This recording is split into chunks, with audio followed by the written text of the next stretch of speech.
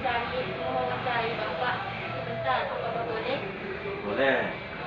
Saya Sofiati, kelas 11 MIPA 1. Saya Nuni Lestari, 11 MIPA 1.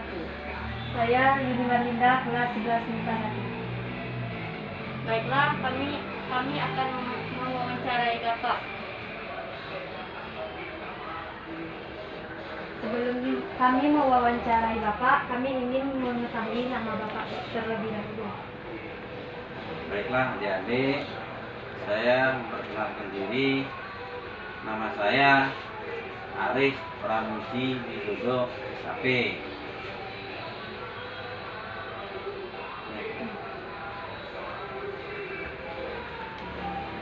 Baiklah, kami akan bertanya sama Bapak. Apakah cita-cita Bapak sebelumnya ingin menjadi seorang polisi? Baik, saya jawab ya. Jadi saya dari kecil memang punya cita-cita ingin jadi polisi.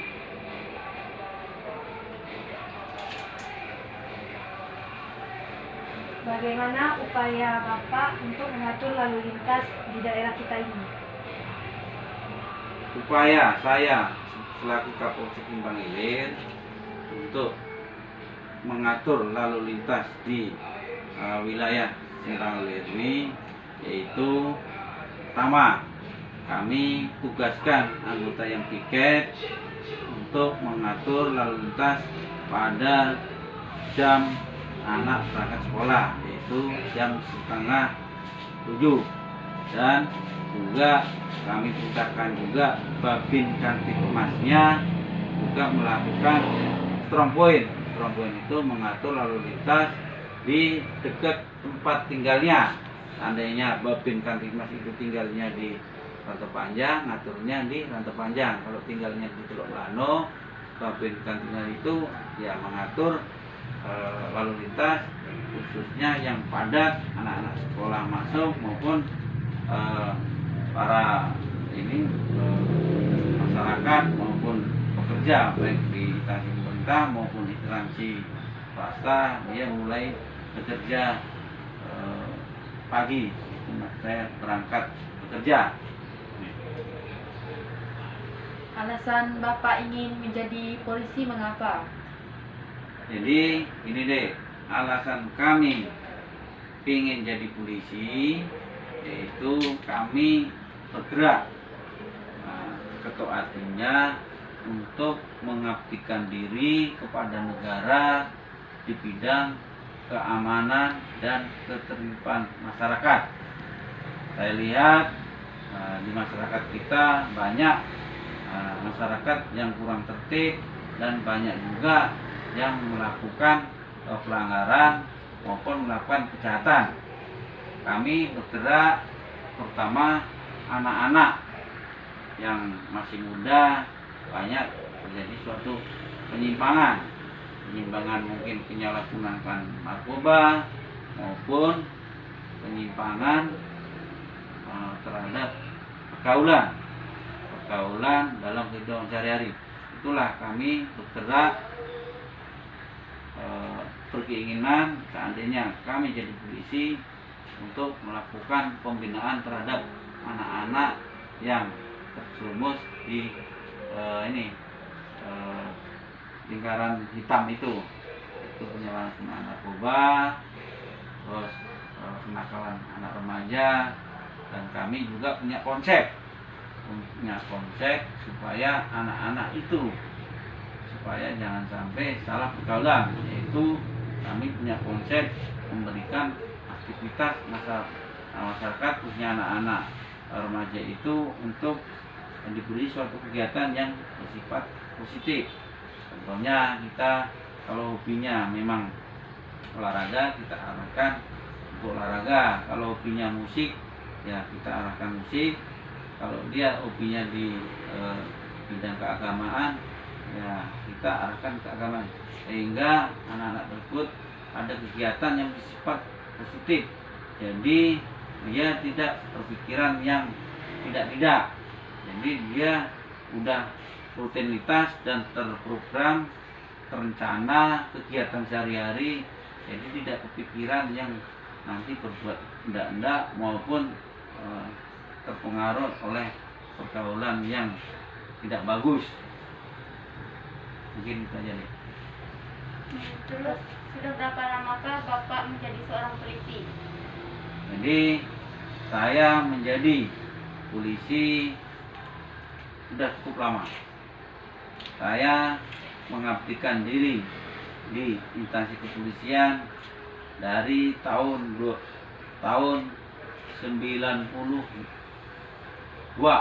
Nah, tahun 1992. Sekarang tahun 2020. Jadi saya sudah mengabdikan diri di institusi kepolisian sudah 28 tahun. Gitu deh. Terus jabatan Bapak di kepolisian itu apa? Jabatan saya sekarang yaitu sebagai Kapolsek Simpang Hilir, dan kami sudah menjabat Kapolsek itu sudah 3 kali. Sebelum di Simpang Hilir, saya juga menjabat Kapolsek di Teluk Batang itu 2 tahun lebih. Sebelum di Teluk Batang, saya menjabat Kapolsek Ponti 3 tahun lebih juga. Jadi kami cukup lumayan dari segi pengalaman dalam mengemban jabatan Kapolsek. Jadi dari tahun 2012 kami sudah menjabat Kapolsek. Sekarang 2020, jadi sudah 8 tahun kami menjabat Kapolsek. Saya bertanya, bagaimana membuat SIM? Oh, boleh. Baiklah. Adik namanya siapa? Habis Adik kelas kelas 11 SMA 1 Simpang Hilir. SMA 3. SMA 3 Simpang Hilir. Baik, saya jawab. Adik. Jadi cara membuat SIM yaitu pertama persyaratannya itu harus mempunyai KTP. KTP itu tentunya umurnya udah 17 tahun. Nah, itu syarat pertama. Jadi kalau udah punya KTP, adik langsung ke Polres bagian pelayanan pembuatan SIM. Jadi nanti adik di situ mengisi blanko formulir pembuatan SIM. Habis diisi, nanti adik memeriksakan kesehatan dulu di ini di rumah sakit maupun di puskesmas yang diketahui oleh dokter. Setelah sudah dapat surat keterangan siap dari dokter, adik nanti juga mengikuti tes juga. Tes yaitu tes Keswa. Sekarang aturannya harus tes Keswa, itu kesehatan jiwa. Ini yang terbaru. Yang kedua harus mengikuti tes tertulis. Nah, tes tertulis itu sendiri itu yang berisikan tentang pengetahuan maupun wawasan yang kaitannya dengan lalu lintas. Nah, mungkin ini rambu-rambu lalu lintas, larangan lalu lintas, terus juga tentang masalah pengetahuan narkoba dan pengetahuan umum. Setelah itu dilaluin, nanti adik melakukan tes praktek. Nah, tes praktek. Nah, kalau udah tes praktek, tes C, tentunya nanti itu adik udah membayar uang administrasi, pembayaran untuk ini biaya pembuatan SIM itu udah ini nanti di lokasi sendiri. Di situ ada langsung ada dari petugas bank BRI-nya di lokasi pembuatan SIM tersebut. Kalau semuanya udah dilaluin, nanti langsung adik tahu lulus atau enggak. Kalau lulus, nanti adek langsung ini sidik jari,